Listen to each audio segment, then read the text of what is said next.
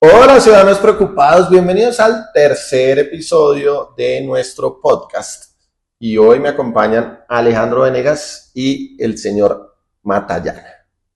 Germán, muchas gracias por invitarme. Un gusto estar aquí en su podcast. ¿Está preocupado?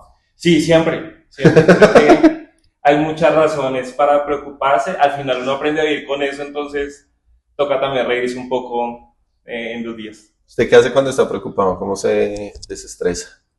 Eh, a mí me da hambre, como de dulce, de antojos. Entonces me como algo de chocolate, alguna cosa por el estilo. No es lo más sano, pero Le dan antojos de embarazada. me dan antojos de embarazada.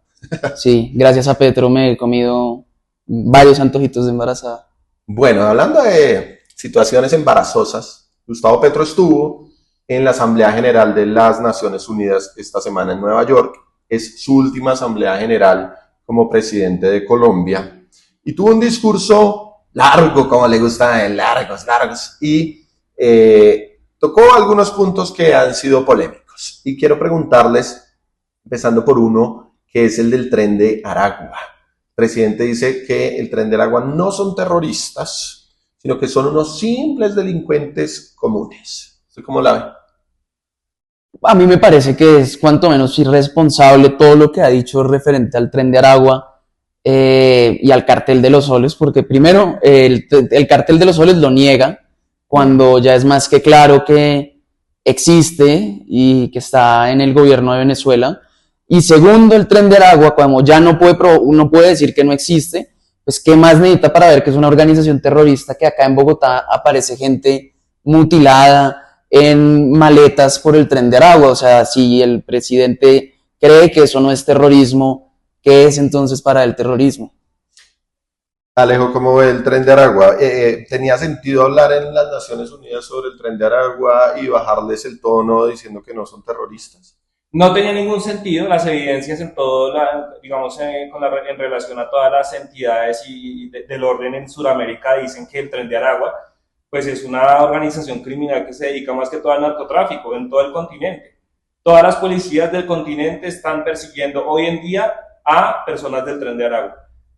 Tratar de defender en la ONU a una organización de estas sería básicamente como hace unos años defender a Pablo Escobar y el cartel de Medellín. Eso no tiene ningún sentido, deja muy mal parada a Colombia ante los intereses del propio país, que es lo que Petro debería estar, digamos, jugando o poniendo de presente los intereses del país, y nos deja pues muy mal parados, mucho más ante Donald Trump, que evidentemente es un presidente que no concuerda en absolutamente nada con Petro. Sí, TDA le dicen los gringos ya, ¿no? Al Tren de Aragua. Por ahí leía yo que en Bogotá han capturado en los últimos 2 años a unos 100 miembros de esta organización. Y en su momento, cuando vino Kristi Noem, que es la secretaria de Seguridad de Estados Unidos, a hablar con Petro, ella dijo que supuestamente, ¿no? Petro le había manifestado que al Tren de Aragua había que darle era amor y comprensión. Petro luego salió a desmentirla, pero pues ahí quedó la duda si lo dijo o no lo dijo, ¿no? ¿Usted le cree a Kristi Noem o a Petro? Yo le creo a Kristi Noem porque además Petro parece adherirse a la teoría internacional del conflicto de los abrazos que inauguró AMLO con una campaña muy poco exitosa llamada Abrazos no balazos, y Petro le quedó gustando. ¿Le cree a Kristi Noem, Alejandro? Sí, por supuesto. Además porque no sería la única que habla sobre los delirios de Petro hablando sobre estos temas. Él piensa que los atentados en contra de los códigos penales de los países se resuelven a punta de abrazos y amor, a pesar que pues, las calles de Sudamérica están inundadas por la criminalidad del Tren de Aragua. Entonces, es absurdo la propuesta y la postura del presidente.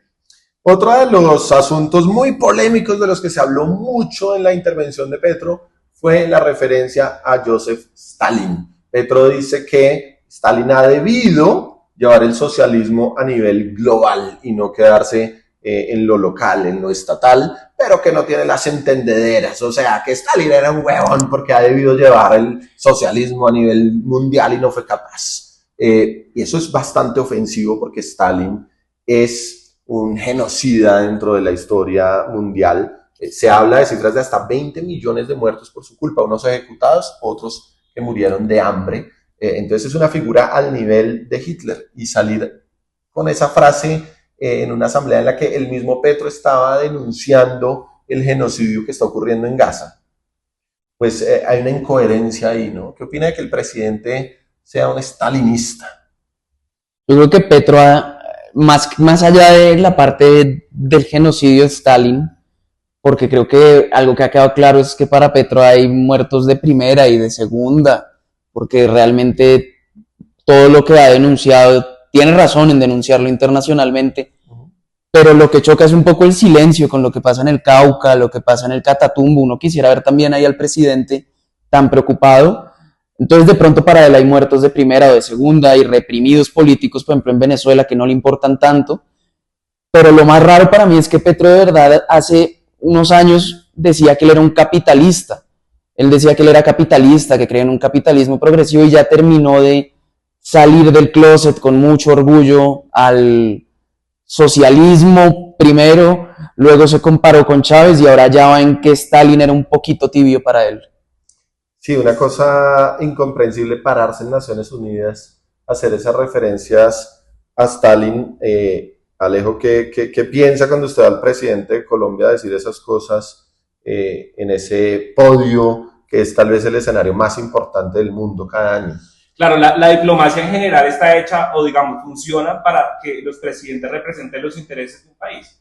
Entonces no se entiende cómo Petro ve con un ojo el tema del genocidio en Gaza, y Netanyahu cómo ha asesinado vilmente a niños, bebés.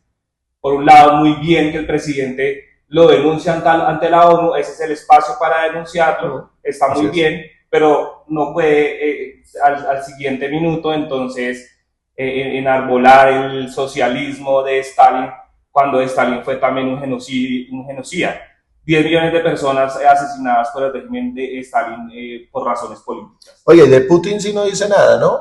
Un silencio, cómplice con Rusia, que invadió Ucrania y ha asesinado a miles de civiles ucranianos en esa invasión. Yo no entiendo por qué la izquierda colombiana ha sido silenciosa frente a este otro criminal de guerra que es Vladimir Putin, como también lo es obviamente Netanyahu.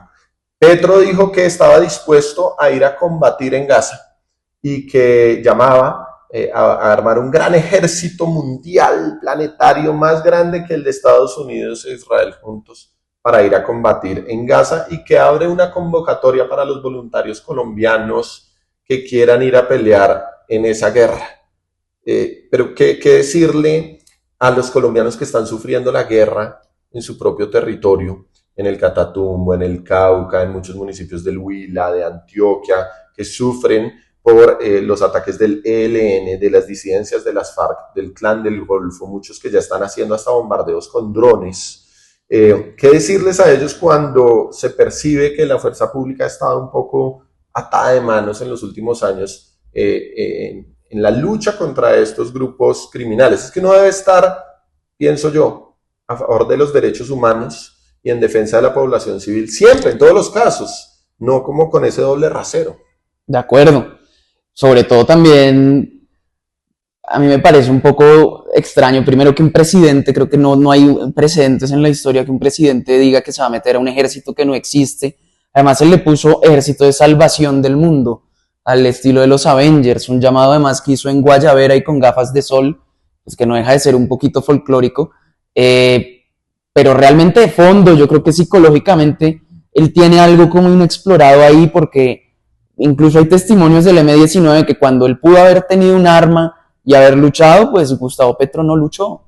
Gustavo Petro, sobre todas las cosas, ha sido cobarde en los momentos en los que ha podido y ha tenido que hacer cosas, incluso al margen de la ley, pero se aplica perfectamente cuando es presidente. Las cosas que puede hacer, no las hace. Y escoge hablar de las otras, como de Israel, de Palestina, del calentamiento global, donde sabe que no puede hacer nada porque reconoce su propia ineficiencia. Alejo, el comandante general de las Fuerzas Armadas de Colombia debe priorizar la guerra en Colombia o las guerras internacionales. Por supuesto que las guerras en Colombia. Él tiene, antes que nada, él fue elegido para gobernar este país y para ser el comandante en jefe de las fuerzas militares. sobre todo en un momento y en este momento donde está en entredicho la posibilidad de que Colombia sea realmente un Estado, ya que no tiene el control de su territorio por las fuerzas militares, y eso es algo que pasa en el Catatumbo, en el Cauca. Entonces el presidente, en vez de estar malgastando su tiempo haciendo el justiciero internacional a favor del sur global, sería muy bueno que fuera a luchar al Catatumbo o al Cauca, a ver si en algún momento de la historia el país, Colombia, es un Estado realmente con el control de su territorio. Cerremos con una frase muy corta que dio el presidente, y es que los codiciosos son adictos tanto al fentanilo como a la gasolina en Estados Unidos. Y dijo, peor la gasolina que el fentanilo. ¿Usted cree que es peor la gasolina o el fentanilo? ¿Qué prefiere? Yo prefiero la gasolina, pues que yo no sé, Petro, cómo consuma la gasolina. Yo tiendo a echársela al carro, no sé si él nos quiera enseñar algo, si él haga algo raro con la gasolina, pues, pero en la manera en que normalmente consumimos, creo que es menos grave la gasolina. Alejandro, ¿gasolina o fentanilo? Creo que es una comparación que no, es decir, no es comparable. Evidentemente el fentanilo es una droga usada mucho en la medicina hace muchos años, y ahora pues hay muchos problemas en Estados Unidos por el fentanilo. De eso no hay duda, pero pues compararlo con la gasolina no tendría mucho sentido. Bueno, muchas gracias, ciudadanos preocupados. Gracias por escuchar nuestro tercer episodio. Nos vemos ad astra, como dice Peti. Y que hubiera dicho salam aleikum para empezar. Así.